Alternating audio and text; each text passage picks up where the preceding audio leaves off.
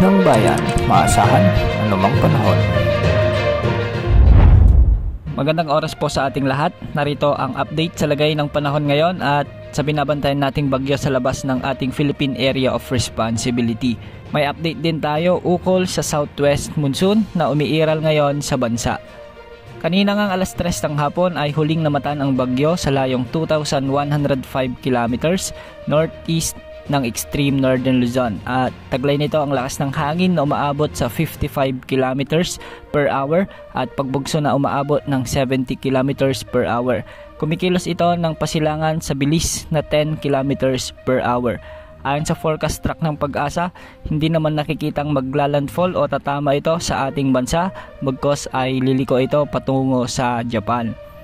Samantala, umiiral naman ang southwest monsoon o habagat na hinihila ng bagyo kaya makararanas ng maulap na mga kalangitan at may mga kalat-kalat na pag-ulan at pagkidlat-pagkulog ang mga lalawigan ng Zambales at Bataan. Magiging bahagyang maulap hanggang sa maulap naman ang mga kalangitan at may mga kalat-kalat na pag-ulan at pagkidlat-pagkulog sa bahagi ng Ilocos Region, Cordillera Administrative Region, Cagayan Valley at sa natitirang bahagi ng Central Luzon. Ito pa rin ay dulot ng southwest monsoon o habagat kaya posible pa rin ang mga pagbaha at pagguho ng lupa lalo na kung may mga severe thunderstorms. Samantala magiging bahagyang maulap hanggang sa maulap din ang mga kalangitan at may mga isolated rains at thunderstorms naman sa Metro Manila at sa natitirang bahagi ng bansa.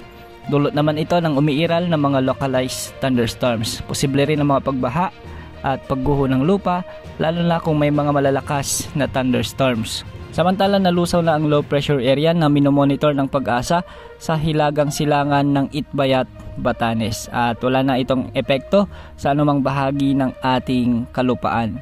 Samantala magpapatuloy pa rin ang pag-iral ng southwest monsoon hanggang sa mga susunod na araw kaya asahan pa rin ang mga maulap hanggang sa maulang panahon sa Palawan, Cebu Province, sa may Negros Island Region, sa ibang bahagi ng Eastern Visayas, sa Antique, Aklan, Iloilo, sa bahagi ng Guimaras at bahagi ng Bohol. Apektado rin ang Zamboanga Peninsula, Northern Mindanao at ilang bahagi ng Sulu Archipelago. Posible rin ang mga pag-ulan sa bahagi ng Soc-Sargen, lalo na pagsapit ng hapon at gabi. Sa ngayon wala naman tayong namomonitor na bagong bagyo o LPA na posibleng pumasok o makaapekto sa ating bansa sa susunod na 3 hanggang 5 araw. Wala ring nakataas na gale warning kaya malayong makakapamalaot ang ating mga kababayang mangisda at may maliliit na sasakyang pandagat sa mga karagatang sakop ng ating bansa.